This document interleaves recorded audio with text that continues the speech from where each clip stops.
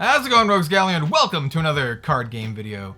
Today we are talking about the best TCGs in 2021, which ones you should be looking out for. We're going to talk about brand new TCGs, current TCGs, and maybe some old TCGs, some old classic, vintage, and dead TCGs that are worth looking at in 2021 because the card game marketplace is booming and now is probably the best time to pick up some of this old stuff while it's still a little bit cheap and kind of get in there before things start ramping up, because I've also seen some prices on some of these card games starting to ramp up over the last year or so. So yeah, we're going to talk about all that in this video, probably starting off with some current stuff and then going into some new stuff and all that kind of stuff.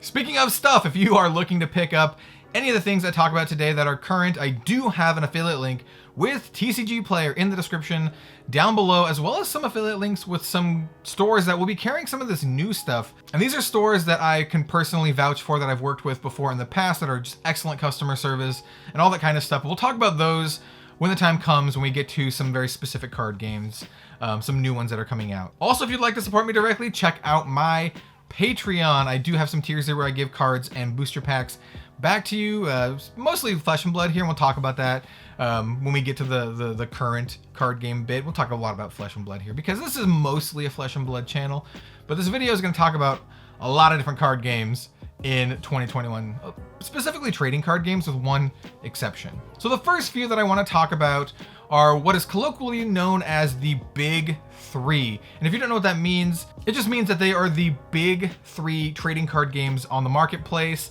They are the Goliaths here. And those games are Magic the Gathering, Pokemon, and Yu-Gi-Oh! In that order. These games they're huge. They're like, at this point, basically too big to fail. They're known quantities. Everyone knows about them who know about card games. You've heard of Magic, you've heard of Pokemon, you've heard of Yu-Gi-Oh! And they're all doing pretty well.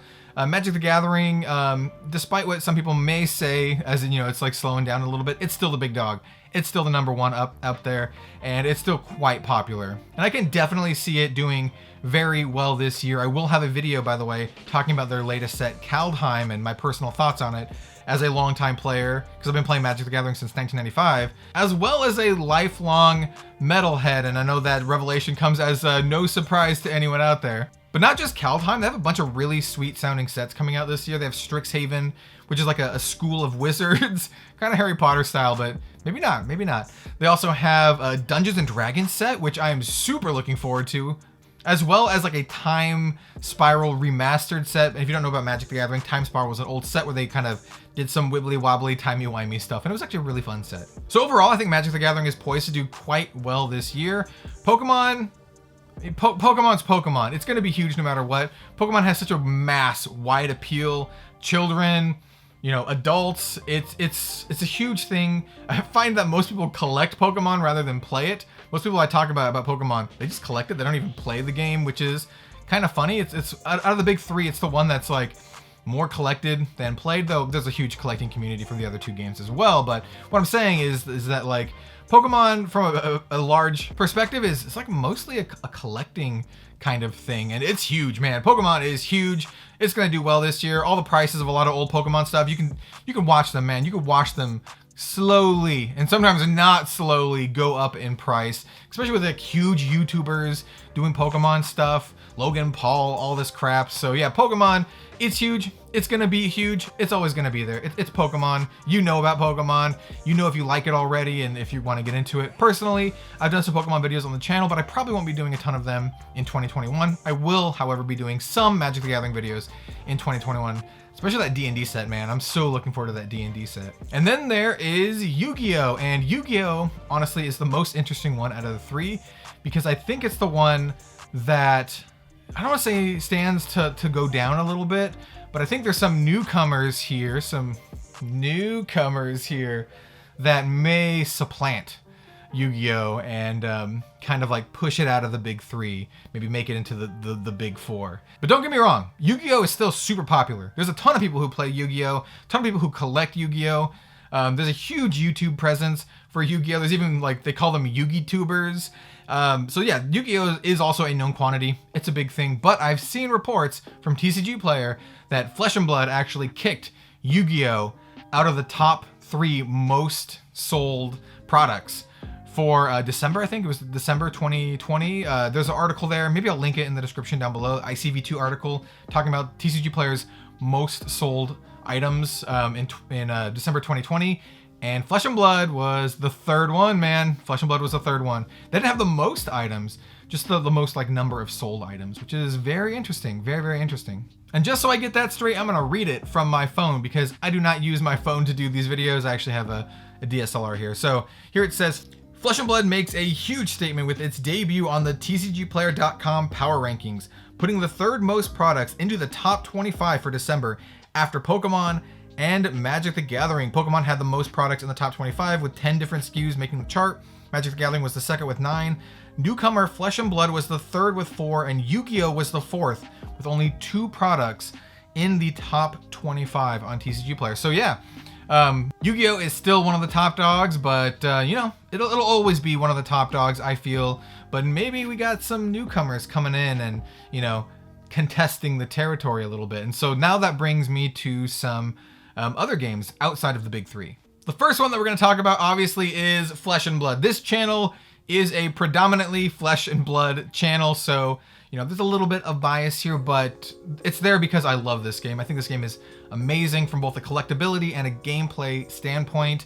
The community is great. The people who make the game seem like excellent people. The art is fantastic. I have videos about all of this stuff, by the way, on the channel. You know, deck techs, top 10s, top 10 like best majestic cards, top 10 like best common cards, all of that kind of stuff. And Flesh and Blood right now, and this is kind of a prediction here, this is the hot new game of 2021. Even though the game technically came out in 2019 and started to grow in 2020, I personally started playing early 2020. I started talking with the company back in 2019, but Flesh and Blood is like the hot new thing for 2021. Mark my words, this is gonna be the big breakout of 2021, especially with their new set Monarch coming out on April 30th, and the pre-orders for that set are already absolutely insane for the first edition version of the product. There will be unlimited versions of the product as well. You know, that's really Flesh and Blood's big challenge right now, just supplying the marketplace with enough product to fill this insane demand without printing too much product where you make it all worthless and no one wants it. So it's a really fine balance here with Flesh and Blood.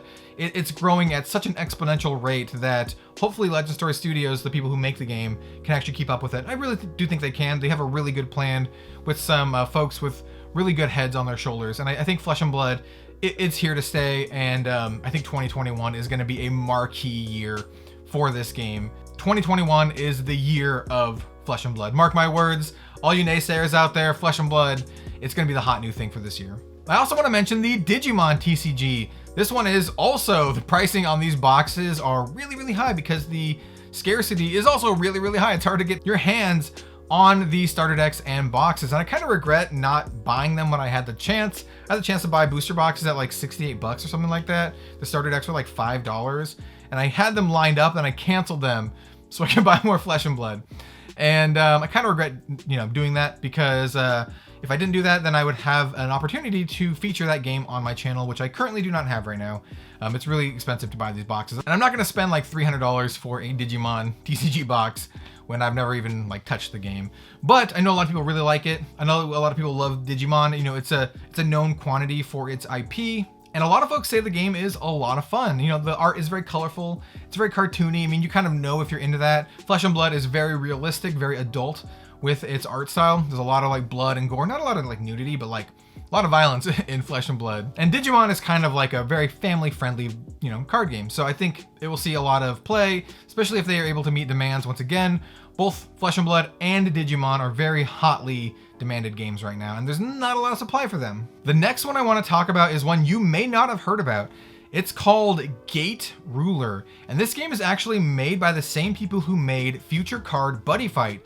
Rest in peace, you know, Buddy Fight recently got canceled, and the people who made Buddy Fight are actually making Gate Ruler. And what makes this game very interesting is, first of all, the game mechanics look a lot of fun, but also it's using artwork from Force of Will, because the very people who publish Force of Will be also publishing Gate Ruler. So there's like some weird art crossover between the two. So you'll see art in Gate Ruler that looks like art from Force of Will, which is very weird and interesting, but I think it could turn out very well because Force of Will actually has really, really sweet artwork if you're into kind of like the anime aesthetic. I will actually be covering Gate Ruler on this channel. I will have some starter deck openings as well as some booster box openings. We're gonna kind of look at it and see, you know, what's the whole deal with Gate Ruler. And if all these images of Gate Ruler look interesting to you, I do have an affiliate link with the store that is carrying Gate Ruler in the description down below. Happy Little Hug Factory, they have sponsored me before in the past. They're excellent people, man. Just really, really nice people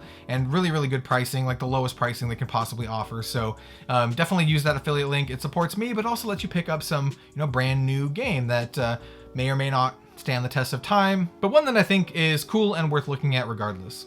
That also brings us to Force of Will. While not like insanely popular, Force of Will still has a very dedicated community with, you know, brand new sets coming out every few months. And the sets that have been coming out are very interesting with like these like split cards and, you know, this is doing a lot of interesting stuff. Even though they've changed the design of the cards recently, which personally I do not like, the game is seeing, you know, a small resurgence here. So I think Force of Will is definitely one to keep a lookout for, especially if you like anime style card games and you don't want to go with a Pokemon or a Yu-Gi-Oh! And you don't want to go with like Gate Ruler. Force of Will is a good option, and old Force of Will products are dirt cheap. You can get old Force of Will stuff for very, very cheap. And I honestly think it's a very fun game to play. It was the first game really featured on this channel. And there's some really, really fun sets you can check out with booster boxes, $30 or less. Specifically, Crimson Moon Fairy Tale and the Moon Priestess Returns. Those two sets are some of Force of Will's first sets, and they are super fun to play and like really, really cheap. So if you just want to spend like $60 and buy a couple boxes and just have a good time, you know, that's a really good option here. Before we start talking about the classic, vintage, and dead TCGs, I do want to give an honorable mention to Ashes: Rise of the Phoenixborn. It is not actually a TCG, it's more like a living card game kind of thing where you just buy a thing and you get all the cards. Ashes has had multiple delays, which is why you have not seen me make Ashes content on the channel, but it is something that I think is very interesting. It's a game that has beautiful artwork, it's a game that has really cool and fun mechanics, and it's a game that's really good for budget players because it's very, very inexpensive to get into the game and like just have everything and not have to buy like booster packs or anything like that. And I do have a full video going over Ashes: Rise of the Phoenixborn on this channel. Definitely check that out if you'd like to go like deep into it, where I open up every single thing and look inside it all, because it's a game that was canceled and has been brought back, and they're bringing it back with like updates to it, which is really sweet. So yeah, Ashes: Rise of the Phoenixborn.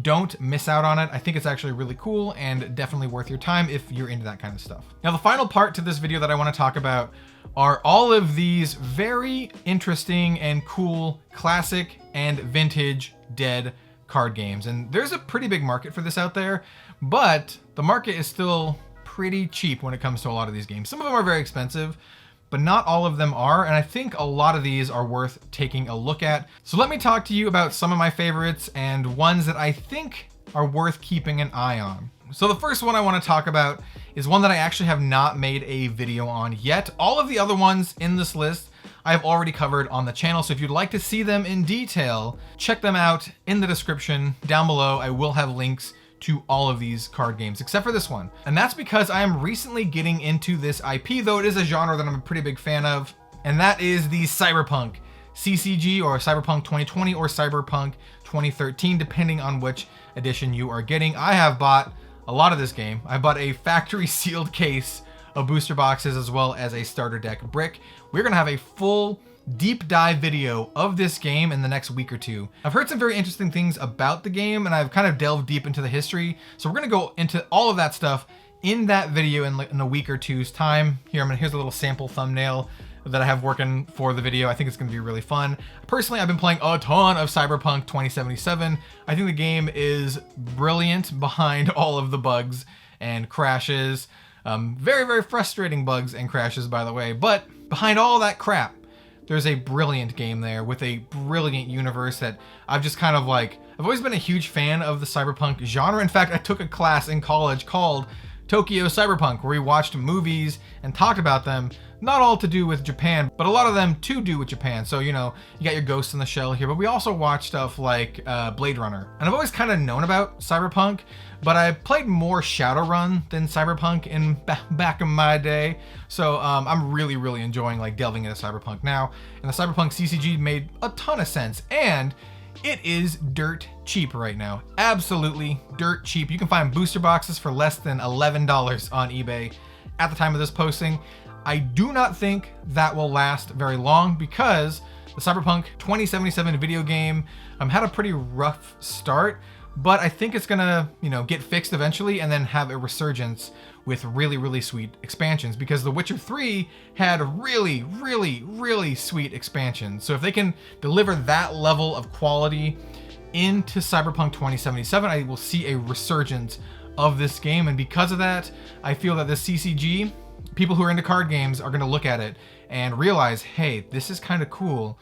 Why is it only $11? And they're gonna snatch it all up. So that is something I would definitely keep an eye on, the Cyberpunk CCG. Other ones I also wanna mention are the Middle Earth CCG. I have more than a couple of videos on this channel about that game. Brilliant game. Lovely, gorgeous artwork, pre-Peter Jackson movie artwork. Don't get me wrong, I absolutely love the Peter Jackson Lord of the Rings films. But I love the pre-Peter Jackson artwork because it kind of gives you a more varied depiction of Middle Earth and Tolkien stuff. And I think the Middle Earth CCG is fantastic. In fact, I have up there's like a box. Is it an unlimited box of the very first set, the Wizards. I think it's definitely worth checking out. It's a really fun solo game to play, but it's getting kind of expensive. It was printed by Cardamundi, the same people who print actually Flesh and Blood and Magic the Gathering, and it's just really cool and really scarce, and the longer time goes on, the more scarce it is going to become. So if you are into that kind of stuff, once again, I have videos, multiple videos talking about this on the channel. I have one that goes like really deep into it, like the history and all the products, and then a couple where I open up just old booster boxes, just crack open the whole thing, including some pretty rare ones like Dark Minions. So yeah, definitely worth checking out, especially if you're into Lord of the Rings. I also want to quickly mention Vampire: The Eternal Struggle, or Jihad. Once again, kind of expensive to get because it was made by Wizards of the Coast, and it's a pretty popular IP. And even though the TCG is technically dead, there is I don't know what you want to call it, a living card game version of it that's still alive that you can just buy like starter decks of and get all the cards, and people still play this. So you can actually use your old cards in this new version of the game as well. So just keep that in mind. This game is like technically out of print, but it's kind of been brought back to life, I guess you could say, through this new model with this new company, and I think it's worth checking out. I also want to mention the World of Warcraft trading card game. This is a really sweet trading card game. Once again, I have a whole video going over this, but it has a really, really sweet mechanics. Actually, it reminds me a lot of Flesh and Blood here. Really sweet mechanics with multiple different classes. You have your character, your hero that you start with, and you have your class specific stuff. Some of the booster boxes and starter decks and all that kind of stuff are very, very cheap right now, and some of it are very, very expensive. It all depends on the loot cards that are in that set. Loot cards make this game very expensive because you can still redeem those loot cards in World of Warcraft today and get those things. And I've opened up some stuff and I've gotten some pretty, not really expensive loot cards, but I've opened up some loot cards that were worth like, 50, 20 bucks, 20 to 50 bucks, something like that. And I have sold them on eBay, and they have sold. So there is still some value in the World of Warcraft TCG. And I just think it's a really fun game, especially the kind of box sets. Like the Icecrown Citadel raid deck is super sweet, as well as like the big boss encounters like the Magtheridon and the Onyxia and all that kind of stuff. So don't sleep on the World of Warcraft TCG. I think it's a lot of fun, and I think there might be a small active community out there still. But if you just want to open up something in your own time and you like World of Warcraft and you want to just play something new, treat it like a board game, I think it's a lot of fun. The next one I want to talk about is Dragoborn. This is a game that I covered fully when it first came out. I did booster box openings, I gave my full opinions. Like, I have more than a few videos on Dragoborn on this channel. I loved this game. This game was excellent. This game was actually made by Mike Elliott, who is a legendary Magic the Gathering designer. So it's a really good game. It was made by Bushiroad and has like a very anime style art, or a fantasy anime style art. And if you're into that kind of stuff, I think it's definitely worth checking out. It does have some like dice mechanics, but I think the game is really, really good. And it is very, very cheap for the first few sets. Though this set right here, Reckoning of Ashir, the set is impossible to find. So don't plan on getting this set. But all the other sets, especially the first two, are dirt cheap, like 20 bucks a box, that kind of cheap. And I think it's just an excellent game overall. I will have like a post-mortem on Dragoborn eventually on this channel. I will show off my complete collection. I do have a complete Dragoborn collection, one of every single card in non-foil complete collection. I think it's a brilliant game. I think it's a highly underrated game, and I think it's one that you can pick up now very, very cheap and have a ton of fun with. And that is going to do it for today's video. There are a ton of other card games out there, both new and old, that I think are worth checking out, but I wanted to keep it to these games that I think are just really, really fun to play. Also, there's a bunch of sweet Japanese games too that do not have English localization, like WeCross, for example. I think WeCross is fantastic, but it's really hard to recommend because it's only in Japanese. Maybe someday, if they have an English localization, we will dive deep into that, fingers crossed. But, you know, we'll see. It is like the most anime waifu game possible. So if you're into that kind of stuff, WeCross, it is for you. You can buy it on Amazon Japan. Amazon.jp is where you want to go to find WeCross stuff.